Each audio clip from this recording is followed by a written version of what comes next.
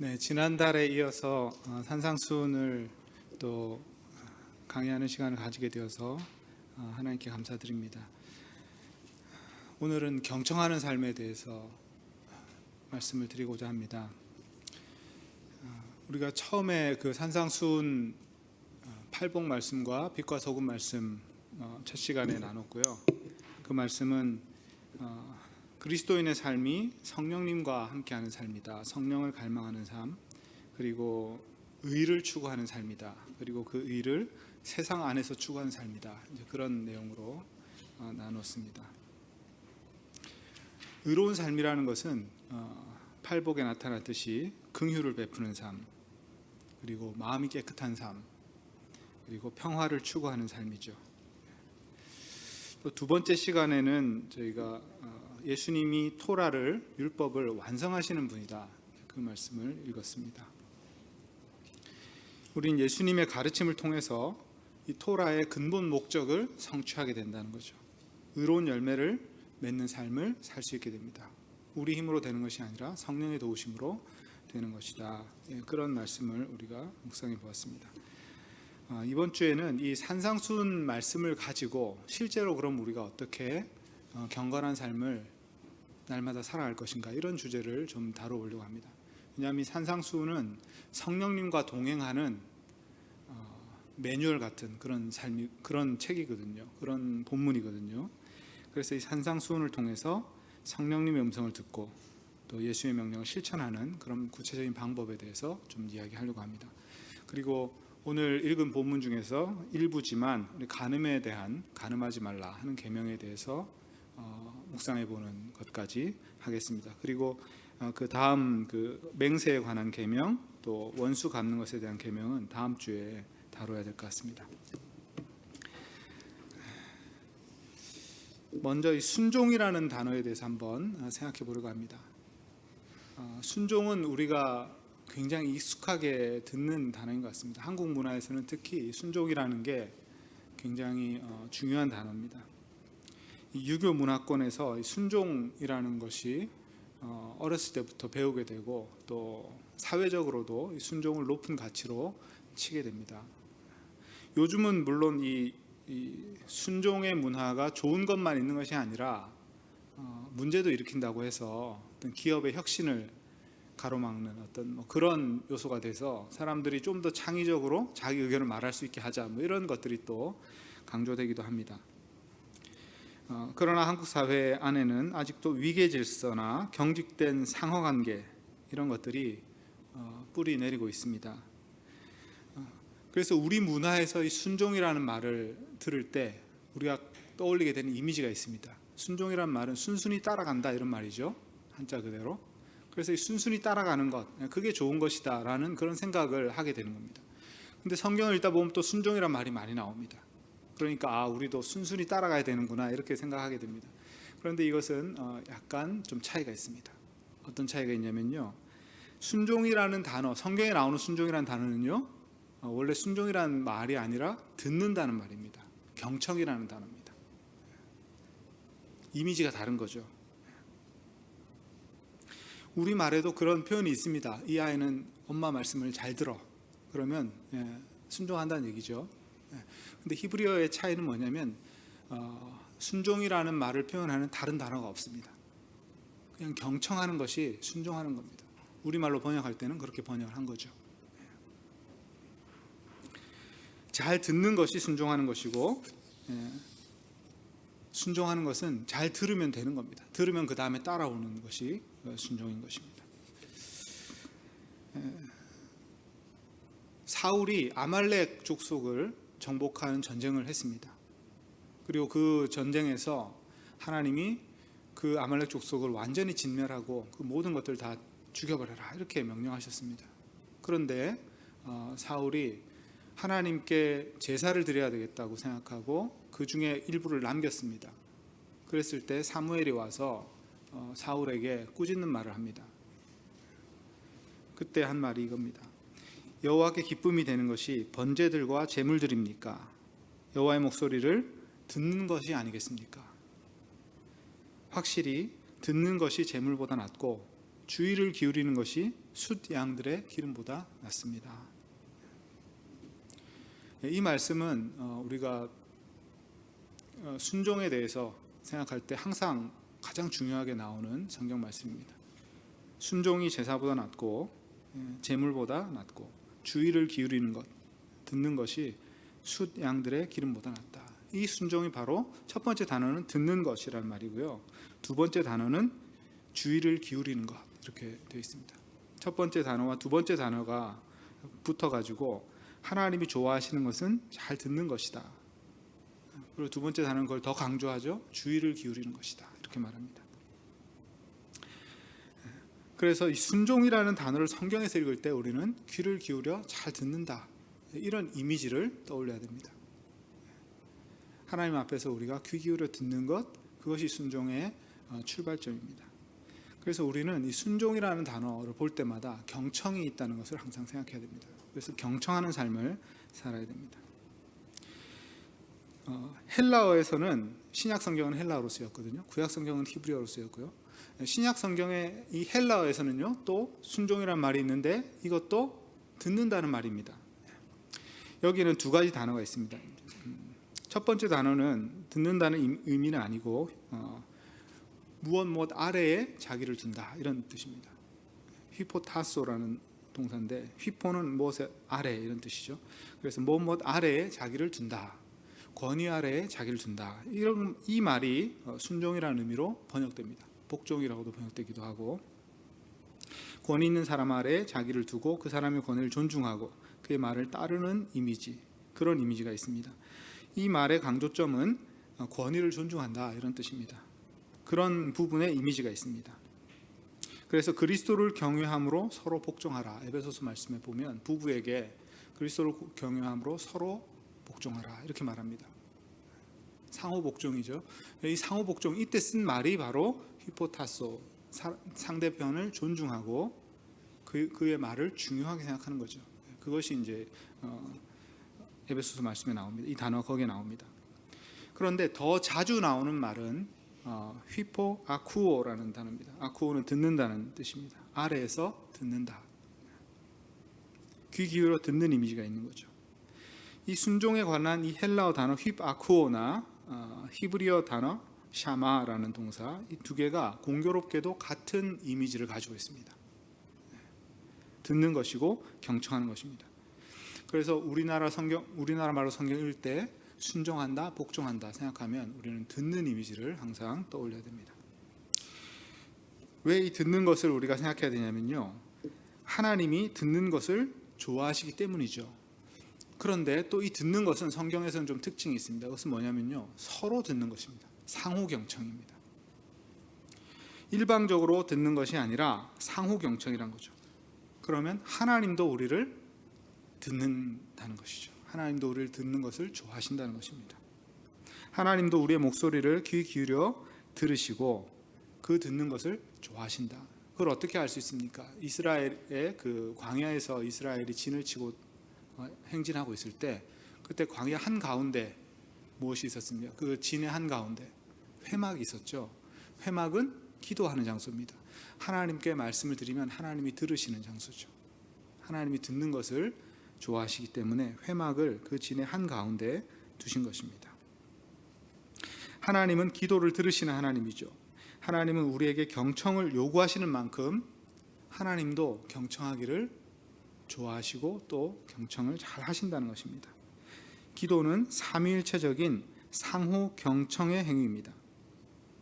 성부, 성자, 성령 하나님이 서로의 음성에 귀를 기울이듯이 하나님과 우리도 서로의 음성에 귀를 기울이는 것입니다. 그런 상호 경청의 관계로 들어온 것, 이것이 우리가 받은 특권이죠.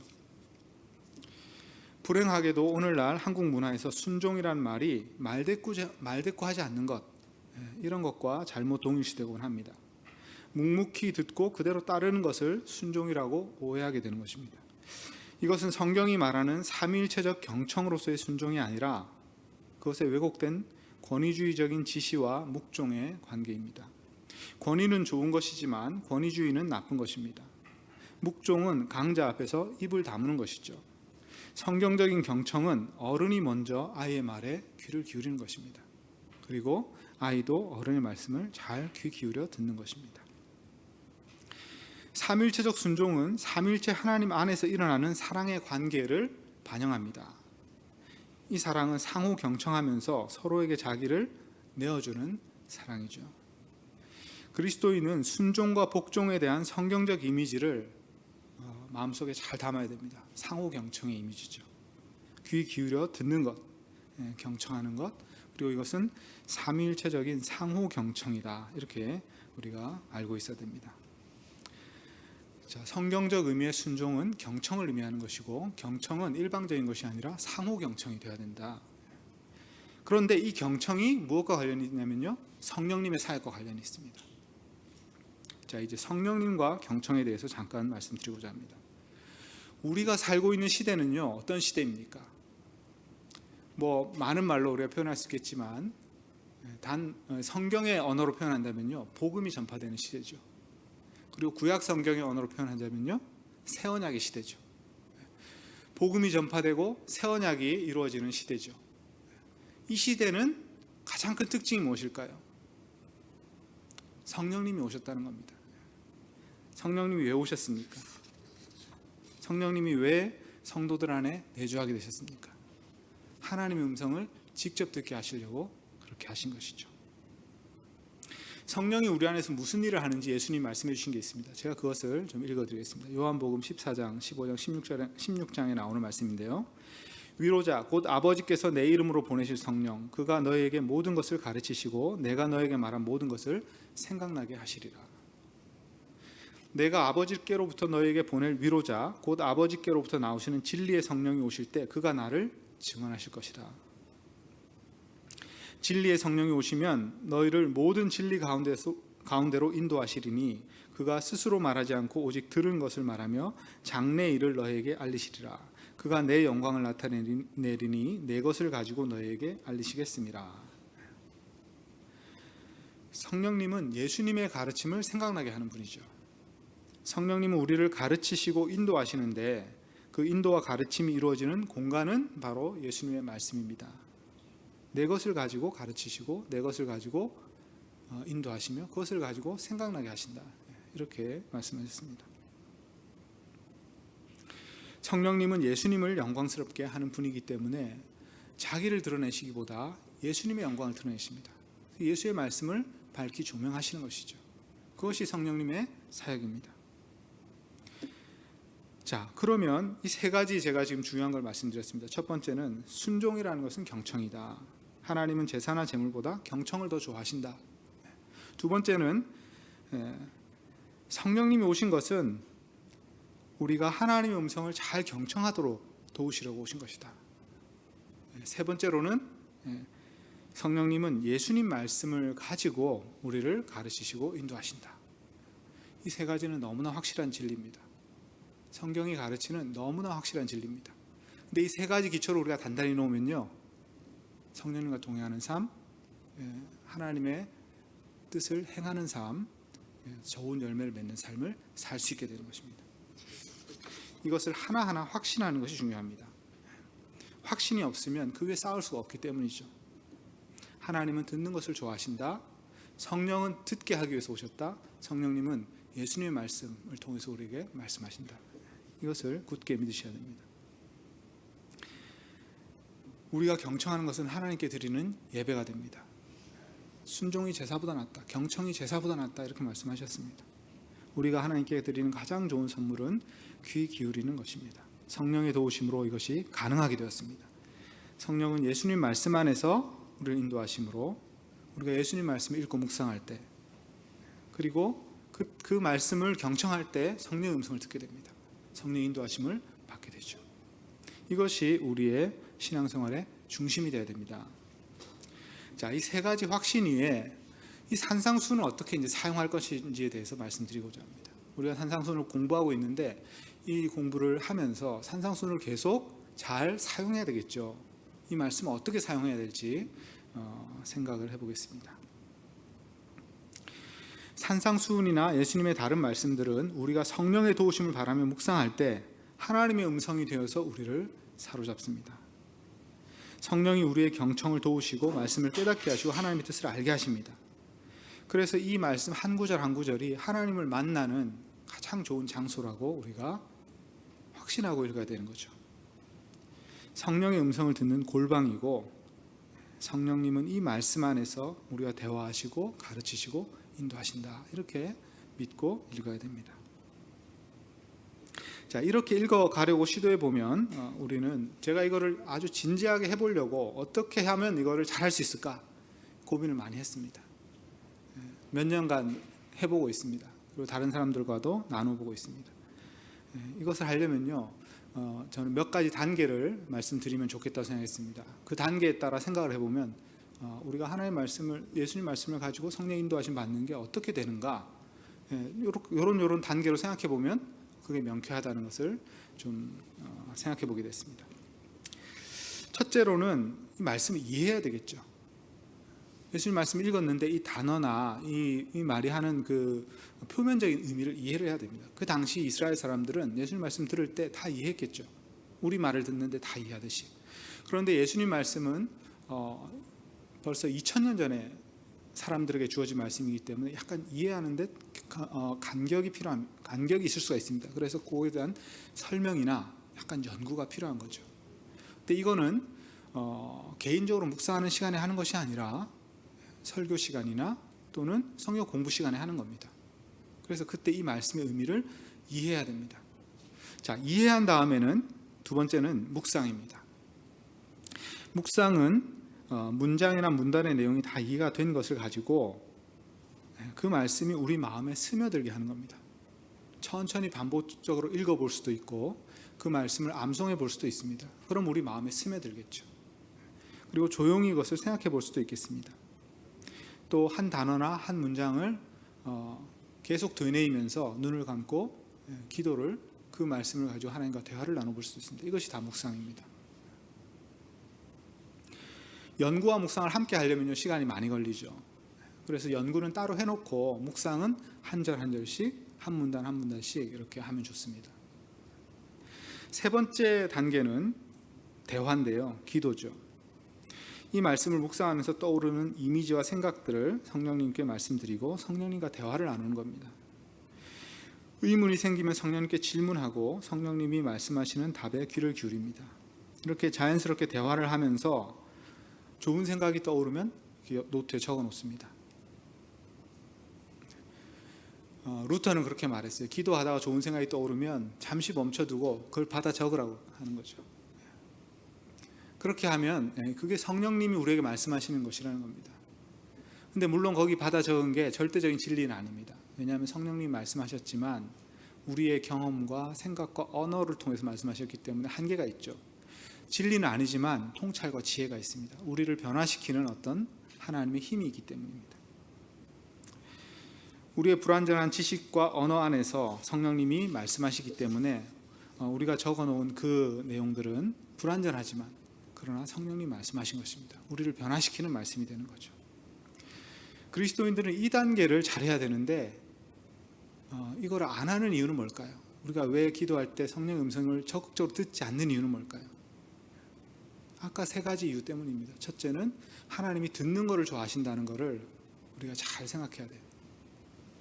하나님 음성을 직접 듣는 것을 좋아하십니다. 두 번째는 성령님이 오신 이유가 그거라는 거죠. 성령님이 우리에게 들려주시러 오신 겁니다. 그럼 우리가 무엇에 집중해야 될까요? 듣는 일에 집중해야 되겠죠. 성령 음성을 들어야 됩니다. 그런데 성령의 음성을 듣는다고 하면 사람들이 우려합니다. 성령의 음성을 들었다고 하는 사람들이 이상하게 행동하는 경우가 많았기 때문입니다. 이상한 말을 듣고 성령의 음성이라고 말하는 경우도 많았기 때문입니다. 그런 오류를 피하기 위해서 어떻게 해야 된다고요? 예수님 말씀 안에서 들어야 됩니다. 허공에서 듣는 것이 아니라 예수님 말씀을 읽으면서 그 말씀을 암송하면서 그 말씀을 묵상하면서 들어야 됩니다. 그래야 우리가 잘못 듣지 않을 수 있는 것이죠. 예수님의 말씀은 성령의 음성을 듣는 가장 안전한 공간이다, 이렇게 생각하셔야 됩니다. 우리가 이 세 가지 진리를 아까처럼 확신한다면요, 듣는 일에 더 열심을 낼 겁니다. 왜냐하면 그리스도인의 특권이기 때문이죠. 들어야 됩니다. 기도는 경청하는 것이죠. 상호 경청이란 말입니다. 자, 이렇게 대화를 나눕니다. 그리고 네 번째 단계는요, 간구하는 것입니다. 왜 간구가 나오게 되냐면 예수님 말씀 실천하려고 하다 보면 자신이 없죠. 우리가 그것을 어떻게 실천할 수 있는가 이렇게 생각하게 됩니다. 주님, 제가 이거는 정말 못할 것 같아요. 이런 마음이 생깁니다. 그때 우리가 어떻게 해야 됩니까? 간구해야 되는 거죠. 하늘의 자원을 간구하는 것입니다. 성령의 도우심을 간구하는 겁니다. 우리의 간구 기도는요, 예수님 말씀을 실천하기 위해서 간구하는 것입니다. 하나님의 뜻과 그의 의를 구하는 것이죠. 그것은 예수의 말씀을 실천할 수 있는 자원을 달라, 지혜를 달라, 기회를 달라, 용기를 달라 이렇게 구하는 것입니다. 구하고 찾고 두드리면 하나님이 그것을 주십니다. 그 다음에 그것을 실천할 수 있게 됩니다. 환경이 바뀌게 됩니다. 우리가 그것을 실천할 수 있는 위치에 가게 됩니다. 그런 일들이 일어나는 거죠. 간구해야 됩니다. 다섯 번째로는요, 실행해야 되겠죠. 실행도 듣는 것의 한 부분입니다. 우리의 일상생활 속에서 일주일 동안에 내가 묵상한 말씀을 마음에 품고 실천할 상황이 되면 실천해야 됩니다. 실천을 해보면 그 말씀을 더 잘 배우게 되죠. 배우는 것은 몸을 통해서 배워야 되는 거죠. 생각이 바뀌는 것은 출발점이고 몸으로 행동으로 경험해 보는 것이 중요하죠. 그래야 정말로 배울 수 있게 됩니다. 예수님은 제자들에게 3년 동안 동행하면서 몸으로 배우도록 기회를 주셨습니다. 우리도 마찬가지로 예수의 말씀을 날마다 실천하면서 배워야 됩니다. 성령님과 동행하면서 실제로 실천할 때 무슨 일이 벌어지는지를 살펴보는 겁니다. 이게 실천입니다. 자, 여섯 번째로는요, 성찰입니다. 성찰은 내가 실천해 봤더니 어떤 일이 벌어졌는가를 돌아보는 것입니다. 그래서 하루 지나면 일기를 적어보는 것이죠. 오늘 성령님과 동행하면서 어떤 일이 있었는지, 예수님 말씀 실천할 때 무슨 일이 벌어졌는지 그것을 적어보는 것입니다. 그리고 마지막으로는 일곱 번째인데 나누는 겁니다. 이것은 교회 공동체가 함께 모였을 때 해야 될 일이죠. 소그룹으로 모였을 때 우리가 무엇을 나눠야 되겠습니까? 예수님 말씀을 실천한 경험을 나누는 것이죠. 성령의 음성을 들은 경험을 나누는 것입니다. 여기에 초점을 맞추면요, 저는 모든 것이 다 좋아진다고 생각해요. 성령님이 우리 가운데서 역사하시는 것을 우리가 생생하게 체험하게 되기 때문입니다. 그러면 두려움이 없어지죠. 성령님이 우리에게 말씀하고 계시다는 것을 금방 알게 됩니다. 각 성도들에게 말씀하시는 것을 서로 듣고 기뻐하고 즐거워하게 됩니다. 자, 이렇게 예수님 말씀을 이해하고 그 다음에 묵상하고 그 말씀을 가지고 기도하고 그 말씀 안에서 간구하고 그것을 실천해보고 성찰해보고 함께 나누고, 이것이 교회 생활의 중심이 되면요, 교회 본질이 회복되는 것이죠. 그렇지 않겠습니까? 그런데 이상하게도 참 우리가 여기에 초점 맞추기 어렵습니다. 해보려고 하면 잘 안 될 수 있습니다. 그러나 여기에 초점을 계속 맞추다 보면요, 우리의 삶이 이 중심으로 옮겨지는 것을 느끼게 됩니다. 이것을 이제 해야 되는 겁니다. 산상수훈의 말씀 우리가 읽고 또 연구하고 설교하는 것은 이걸 하기 위한 도구에 불과합니다. 신자와 교회가 산상수훈을 사용하는 방법에 대해 말씀드렸습니다. 강의나 설교는 첫 번째 단계와 두 번째 단계에 해당합니다. 이해의 단계, 그 다음에 묵상의 일부죠. 설교자의 묵상을 함께 나누는 것입니다. 그러나 예배 시간에 말씀을 읽고 설교를 들은 그 다음부터 진짜 경청이 시작됩니다. 경청은 그때부터 시작되는 것이죠. 개인적으로 예수의 말씀을 다시 읽고 묵상하고 성령님과 대화하는 과정이 시작됩니다. 이것은 예배 드리는 동안에 일어나는 것이 아니라 예배를 마치고 자기의 삶의 자리로 돌아갔을 때 일어납니다. 날마다 아침에 우리가 조용한 시간을 가질 때 일어납니다. 하루에 20분 정도는 우리가 하나님 앞에서 조용히 경청하는 시간을 가져야 됩니다. 20분 정도를 목표로 하시면 좋습니다. 날마다 기도 시간과 경건의 시간, 예수의 말씀을 묵상하시고 성령님과 대화하는 시간을 가져야 됩니다. 그리고 그 말씀 안에서 우리가 행해야 될 것을 들려주시면 그것을 위해서 간구하고 또 그날 그것을 실행해 보는 것입니다. 하루에 한 가지씩 하시면 됩니다. 하루에 한 가지씩 성령님이 가르치시는 것, 그거를 하면요, 우리는 하루를 충만하게 산 것이 되는 것입니다. 자, 오늘은 그 간음하지 말라는 말씀만 좀 다뤄야 되는데, 이 말씀을 포함해서 그 앞에 팔복 말씀부터 또 살인하지 말라는 계명, 그 다음에 간음하지 말라는 이 계명까지를 일주일간 이렇게 묵상을 해보십시오. 그리고 그 안에서 일어난 일들을 또 성도들 만날 때 함께 나눠보십시오. 그렇게 실천하시는 것이 이 산상수훈을 가장 잘 사용하는 방법입니다. 자, 이제 간음하지 말라는 계명과 관련해서 예수님 말씀하신 세 가지 말씀을 살펴보겠습니다. 이 간음하지 말라라는 십계명의 계명인데요. 이 계명을 뒤집으면 어떤 명령이 될 것인지 한번 생각해 보겠습니다. 간음하지 말라는 명령을 뒤집으면 뭐가 될까요? 그것은 부부간에 맺은 언약을 신실하게 지키라, 이것이 되겠죠. 간음은 언약으로 맺은 상호 헌신의 관계를 깨뜨리는 죄입니다. 언약에 대해서 지난번에도 잠깐 말씀드렸는데, 언약이란 두 사람이 자발적으로 상대방에게 헌신하기로 약속하는 것입니다. 이스라엘과 하나님의 관계가 그 언약 관계입니다. 자발적으로 서로에게 헌신하는 관계, 이것이 언약입니다. 언약의 핵심은 자발성이죠. 또 하나는 상호적 헌신입니다. 자발성과 상호성, 이 두 가지가 언약의 핵심입니다.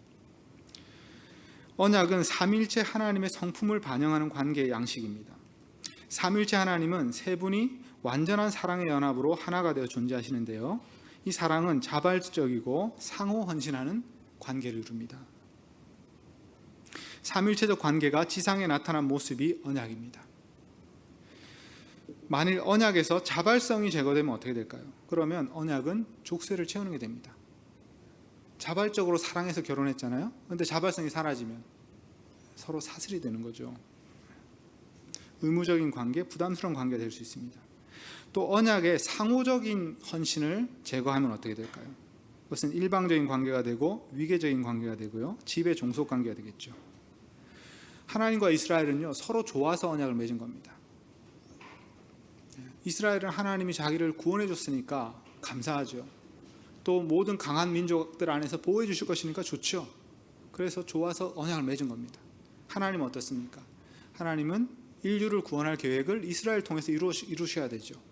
이스라엘 사용하셔야 됩니다. 그래서 또 언약을 맺으신 것입니다. 서로 좋아서 자발적으로 맺은 언약이고요, 그 다음에 상호 헌신하는 언약입니다.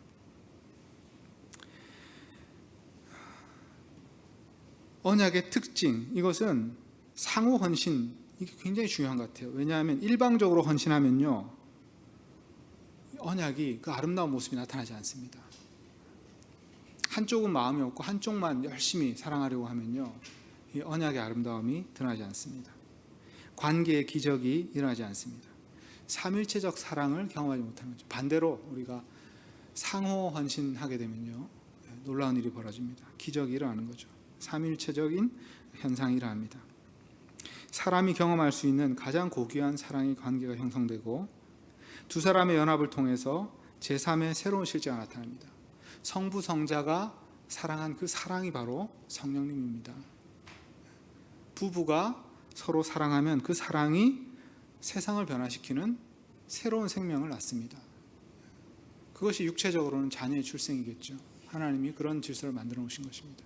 그러나 영적으로는 주위 사람들을 치유하고 회복시키는 새로운 하나님의 은혜의 공동체가 탄생하는 것입니다. 그것이 가정입니다. 흘러넘치는 사랑이 나오고요, 충만함이 나오고 은혜가 나옵니다. 이 언약 안에서 둘이 만나 하나를 이루고 전에 없었던 제3의 새로운 존재를 탄생시키는 것, 그것이 바로 삼위일체적인 현상입니다.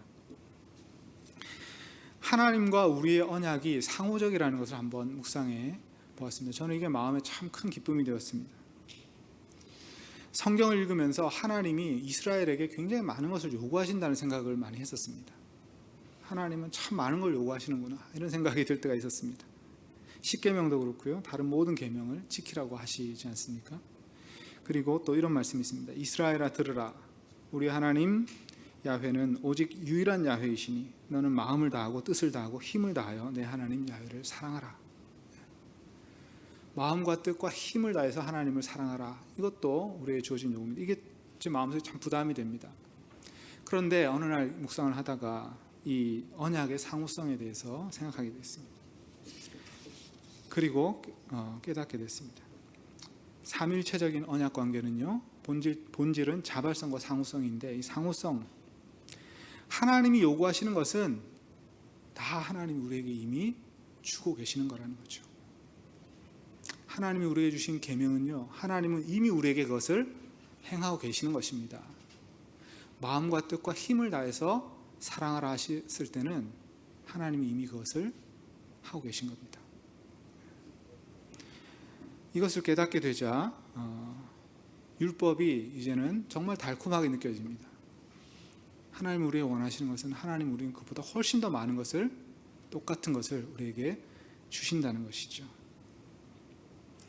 모든 계명과 율법이 하나님이 우리를 향해 먼저 품으신 사랑을 계시해 주는 것입니다. 하나님이 요구하시는 것은 하나님이 우리에게 주시기로 결심하신 것입니다. 삼일체 하나님의 언약 관계가 자발적이고 상호적인 것이기 때문입니다.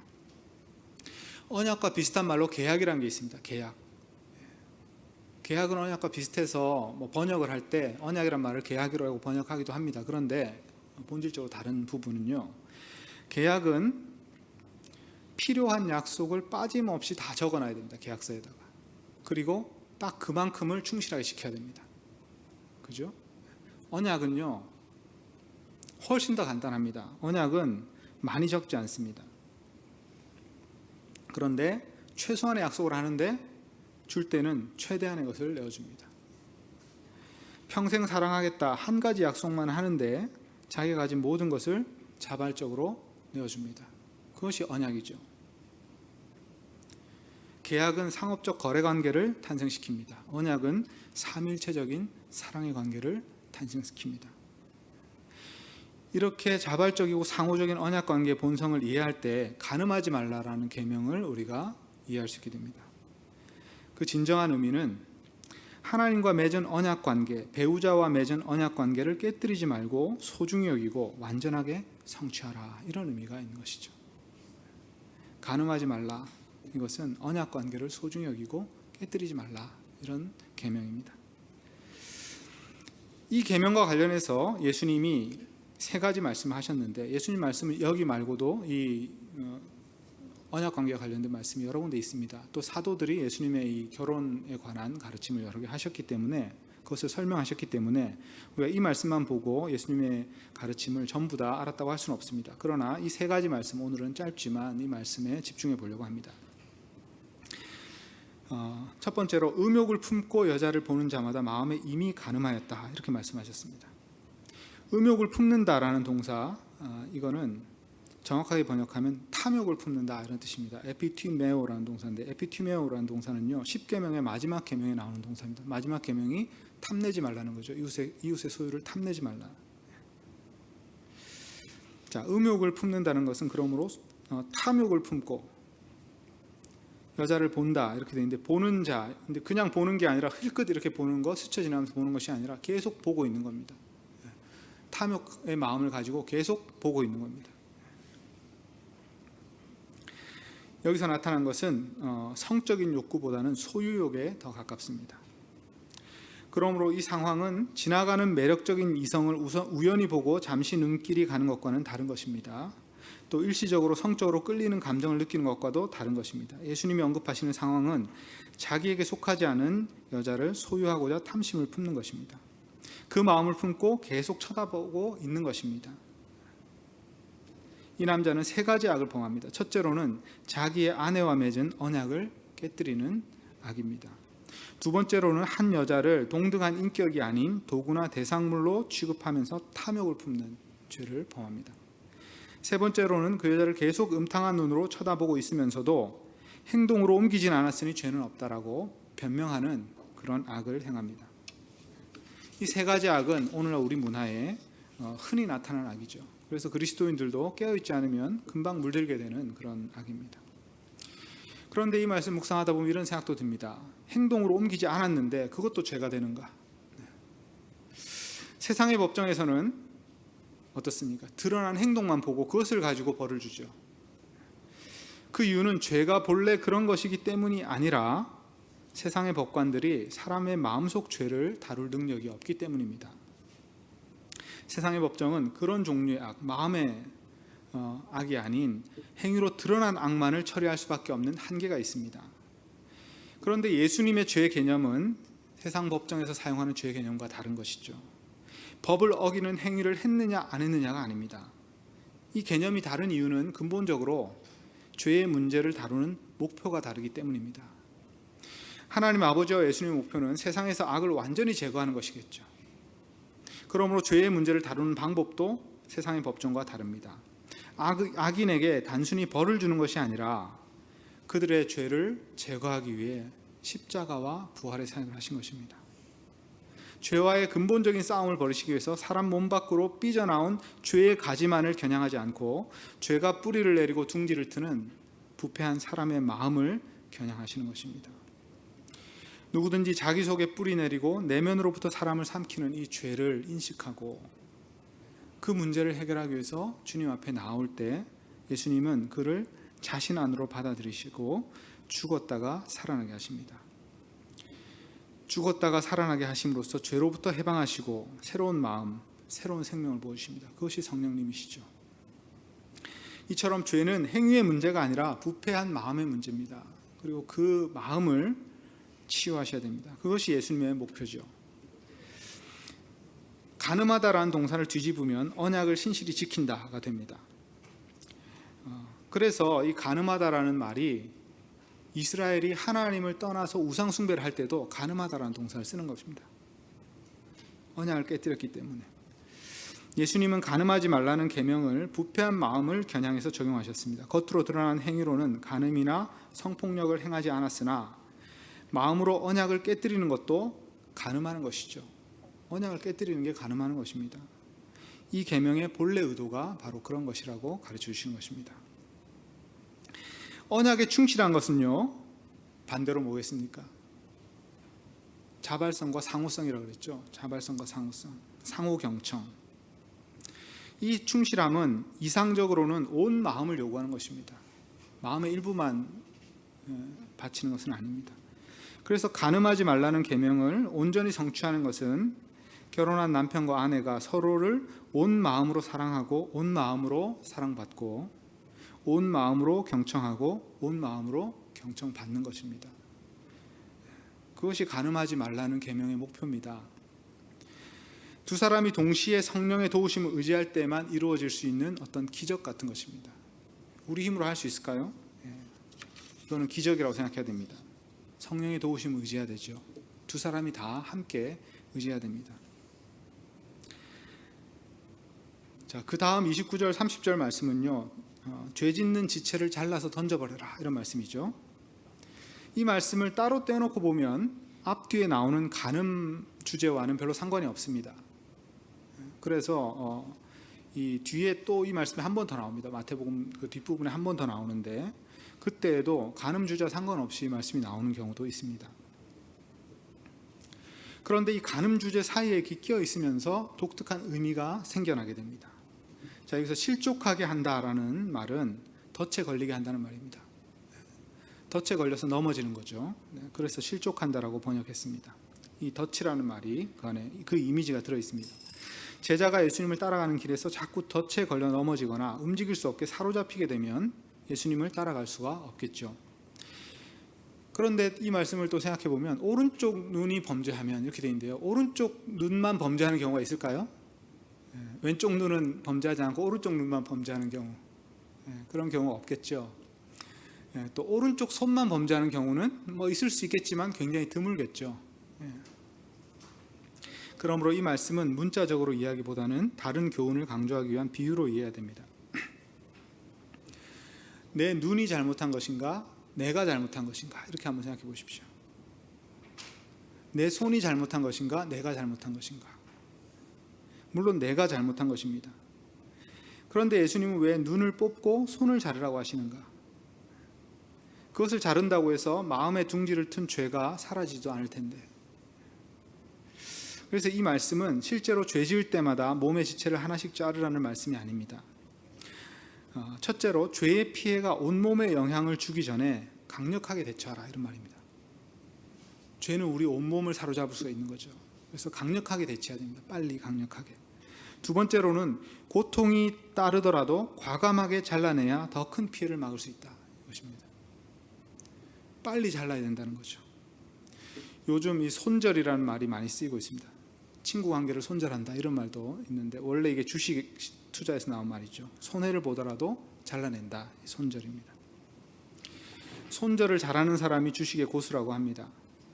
고수가 되려면 산전수전 다 겪어보면서 여러 번 망해본 사람들이 고수가 된다고 합니다. 그래서 큰 실패를 경험해 봤기 때문에 자기의 오판을 빨리 인정하고 미리 정해둔 규칙에 따라서 손절을 칼같이 한다는 겁니다. 그래서 피해는 적고 벌 때는 많이 벌고, 그래서 고수가 된다는 것입니다. 손절을 하는 순간에는 고수라도 마음이 괴롭고 아프다고 합니다. 그러나 손절을 하고 나면 마음이 가벼워지고 그 다음에 다시 투자할 기회를 찾을 수 있게 되는 것입니다. 그러나 피해가 아직 작을 때 과감히 잘라내지 못하면요, 그리고 거기에 더 투자를 하게 되면 어떻게 되겠습니까? 완전히 망하는 거죠. 감당할 수 없는 큰 피해를 보고 망하게 됩니다. 죄의 문제도 이와 유사한 것 같습니다. 죄가 확인되면 하나님 앞에서 빨리 잘못을 인정하고 덫에 걸려 넘어지게 하는 부분을 과감히 잘라내야 됩니다. 손절해야 됩니다. 지금 작은 고통, 불편함을 위해서, 마음의 불편함을 위해서 반복되는 죄의 문제를 직면하지 않으면 나중에는 그 피해가 눈덩이처럼 불어나서 우리를 다 삼키게 되는 것입니다. 그래서 지옥에 온몸이 떨어지게 됩니다. 그리스도인의 손절은 우리의 죄를 성령님께 아뢰는 것입니다. 빨리 아뢰고 과감하게 아뢰고 그것을 떠나는 것입니다. 도우심을 요청하는 것입니다. 죄짓게 하는 몸의 지체를 내던져 버리라는 이 예수의 명령이 왜 가늠하지 말라는 계명과 그 가르침 사이에 들어가 있을까? 이것을 한번 좀 생각해 보았습니다. 아마 손과 눈이 간음죄가 시작되기 쉬운 지체이기 때문에 그런 것 같습니다. 반대로 뒤집어서 생각해 보면요, 눈과 손은 결혼 언약을 아름답게 지키는데 가장 중요한 지체입니다. 결혼 관계에서 두 사람이 눈으로 사랑해야 되고 손으로 사랑해야 됩니다. 그렇죠? 눈과 손으로 죄짓지 말고 서로 눈과 손으로 사랑을 실천해야 됩니다. 눈으로 사랑한다고 말해야 되고요, 손으로 사랑한다고 말해야 됩니다. 그것이 간음을 이기는 중요한 하나님의 도구가 되는 것이죠. 눈과 손을 그렇게 사용하는 것이죠. 반대로 눈과 손을 잘못 사용하면 간음하는 죄에 빠지게 되는 것입니다. 자, 그 다음 말씀은 이혼 증서를 내줘라, 이런 말씀입니다. 아내를 내보낼 때 이혼 증서를 주라는 법이 신명기 24장에 나오는데요, 이 부분을 읽어보면 이혼 증서는 쫓겨난 여자에게 재혼할 자유를 주는 증서입니다. 신명기의 말씀에는 이혼 증서를 가진 여자는 자유롭게 재혼할 수 있으나 재혼한 후에는 다시 전 남편에게 돌아가지 말라, 이렇게 말하고 있습니다. 이혼에는 쌍방간의 합의가 필요 없었고 재산권은 거의 대부분 남성에게 있었죠. 그래서 쫓겨난 여인이 생계 위협을 받았습니다. 그래서 그 당시 유대인들은 어떻게 했냐면요, 이혼을 할 때는 1년간의 노동자의 임금을 줘야 됩니다. 그리고 또 결혼할 때 가져온 그 지참금을 다 돌려줘야 됩니다. 그런 또 법이 있었습니다. 성경에 나오지는 않는 법이죠. 그런데 그럼에도 재산이 넉넉한 사람은 이혼을 하는 게 어렵지 않았죠. 그런데 이런 구약 성경 시대나 예수님 당시의 이혼 풍습은 오늘날의 이혼과는 완전히 다른 것입니다. 그래서 오늘날의 이 단어가 이혼이란 말이 들어갔다고 해서 오늘날의 이혼에 직접 적용할 수는 없습니다. 그 모습과 사회적 배경이 아주 다르다는 것을 우리가 알아야 되는 것이죠. 그런데 예수님 시대에는 이 법이 많이 오용이 되었습니다. 그래서 이 법에 근거해서 재산이 있는 남자가 마음만 먹으면 무슨 일로도 트집을 잡아서 아내를 쫓아냈습니다. 밥을 태웠다는 이유로도 아내를 쫓아낼 수 있다. 물론 농담의 맥락에서 나온 말이지만 어떤 랍비가 그런 말을 했습니다. 여기서 생각해 보아야 할 점은 하나님의 뜻과 상반된 행동을 하면서도 기록된 하나님 말씀에 근거해서 자기를 합리화하는 것이 가능하다는 거죠. 신명기 말씀에 나오니까 그 말씀대로 나는 내 아내를 쫓아낸다는 거죠. 그 계명을 그대로 다 지키는 것입니다. 어떻습니까? 이렇게 말씀을 오용하는 것이 가능합니다. 그래서 예수님은 성경을 문자적으로 해석해서는 안 된다고 하시는 거죠. 그래서 예수님이 새롭게 해석해 주시는 것이지 않습니까? 우리는 이 구약 성경이나 신약 성경을 문자적으로 해석해서는 안 되고 예수님의 가르침 전체에 비추어서 해석해야 됩니다.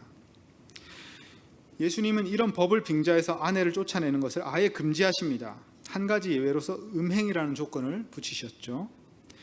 이혼이 절대 불가능한 것은 아니죠.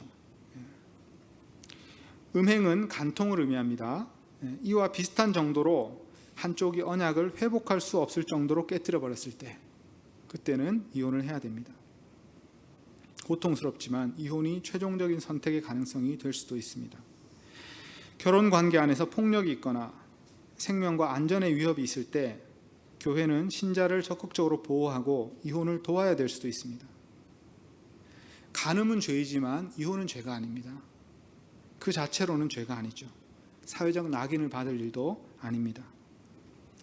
이 다음에 나오는 표현은 조금 해설이 필요한데요. 음행의 사유가 없는데도 자기 아내를 버리는 모든 사람은 그녀로 간음하게 하는 것이다. 또 버림받은 그 여인과 결혼하면 그도 간음하는 것이다. 그런데 이게 우리말로 번역할 때 번역이 빠진 부분이 뭐냐면 그녀로 간음 당하게 하는 것이다. 이렇게 번역해야 됩니다. 수동태로 번역해야 됩니다.